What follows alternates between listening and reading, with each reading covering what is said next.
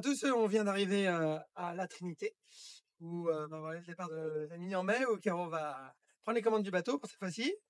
Il n'y a pas beaucoup de bateaux qui sont déjà arrivés là, mais voilà, c'est un port assez mythique de la course au large française. C'était le centre de la voile il y a une vingtaine d'années. C'est là où j'avais mon trimaran il y a quelques années aussi. Et puis là-bas, on voit du coup Spindrift, qui est un des plus gros, le plus gros trimaran de course à large au monde, qui est juste là. Quelques classe 40. Et Actual derrière aussi. Actual, c'est un trimaran massif sur lequel j'ai traversé l'Atlantique vers New York. Donc, ouais, un petit peu de bons souvenirs dans ce port.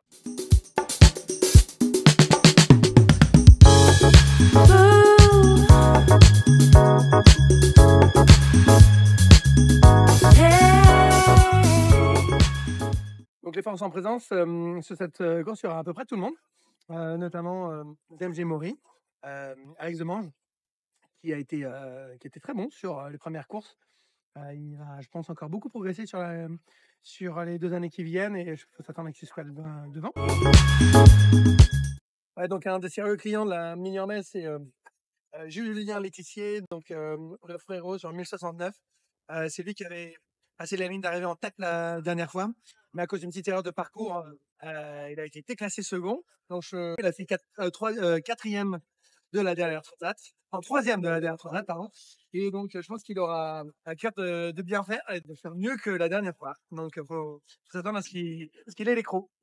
En plus des protos qu'on vous a présentés les dernières fois, quelques bateaux qui sont un peu différents. Donc là, vous voyez par exemple le 934, c'est le bateau de Mathis Bourdian qui d'ailleurs travaille chez Forward Whip, qui est un de nos partenaires. C'est un bateau, c'est un plan Étienne Bertrand, c'est un SCO assez extrême. Je affectionne plutôt les allures, je pense, un peu appuyées avec du vent fort. Ce ne sera pas vraiment le cas cette fois-ci. Après, on a un bateau intéressant sur la classe, c'est le bateau Timothée Villain Amira, qui est le 756, qui est un bateau qui avant était pointu, et en fait il a coupé l'étrave pour devenir un SCO. Le 945, qui est aussi un des foilers de la course, qui vient d'être pris par un certain Basile, qui avait le 802 avant, donc il a 2 ans de mini dans les pattes, il n'a pas fait la dernière mini transat, mais voilà, il va découvrir les joies du foiler, donc ça va être intéressant de le suivre aussi cette année sur le circuit. Donc il vient de faire sa qualif, vraiment intéressant. Et puis là on voit toujours le Pogo Foiler qui est assez véloce, je pense, quand il n'y a pas de vent. Donc la course va être essentiellement dans du vent léger, je pense. Donc ce bateau-là, il va bien se débrouiller. Donc voilà, ça va être intéressant de regarder ces bateaux-là. La catégorie des bateaux de série, donc c'est des bateaux qui sont beaucoup plus simples, avec des mâts en aluminium, des coques en fibre de verre, et puis aucun appendice mobile. Il y a plusieurs bateaux, donc les maxi, qui sont les SCO, du coup, les bateaux très larges, les plus rapides du circuit actuellement. Mais là, on voit l'évolution. On a un Pogo 3 qui est là, un Wevo. On voit que les étraves s'agrandissent. Et puis derrière, comme le 976, là, c'est un maxi. On voit que c'est vraiment très large devant, et ça devient vraiment un SCO. Un autre SCO qui est le Vector, qui est du même architecte, enfin Étienne Bertrand. Et puis les derniers venus, c'est les TM650, courent encore dans la classe des prototypes, mais c'est des bateaux qui sont en série. Donc quand le premier bateau de la série aura réussi à faire un aller-retour aux Açores cet été, eh bien, il courra dans la catégorie des séries. Et il faut qu'il y en ait 10 de construits. Comme le TM, on a le Whip, qui est aussi un des bateaux de série, qui n'est pas encore estampillé bateau de série. Donc lui, il est dans la même cas que le TM. Il court dans la catégorie des protos, mais il va devenir série exactement de la même manière, et ils arrivent à remplir les critères. Et puis je reviens toujours sur ce bateau-là, c'est le sister ship, le 618 et le 621. Ce sont les 2 sister ships de mon ancien bateau, le 667.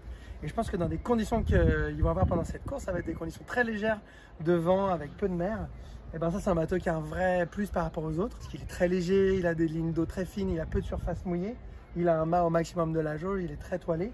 Et c'est un bateau qui est assez magique. Donc ce bateau a bien fonctionné dans ces conditions-là. C'est des bateaux qui ont été repris cette année par des nouveaux skippers. Donc c'est des bateaux qui restent quand même assez compliqués à mener. Donc on va voir comment ils vont se débrouiller. Mais voilà, donc on a pas mal. On a le 800 derrière, qui est un des bateaux sans trou du circuit, qui allait très bien, qui était avec Guénolé à mon époque, Guénolé Gainé. Et le 888 que vous voyez là-bas, qui est un bateau un peu spécial. C'est un des gros SCO très spatulé, avec un roof qui a été banni depuis, qui va sur les côtés. Donc en fait, il se retrouve avec une muraille devant lui. Il a énormément d'espace à l'intérieur.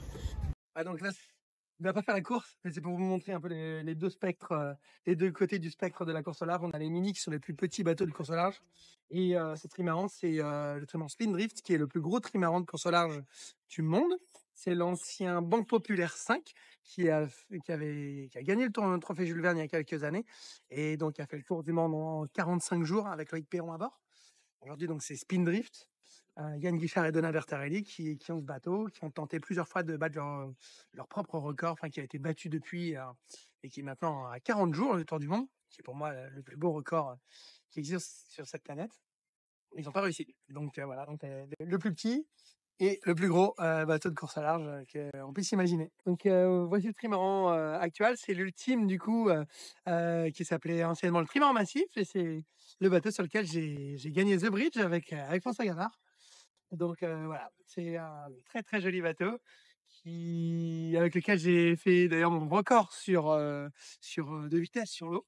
Avec ce bateau, on est monté à 47 de 15. C'était pas mal.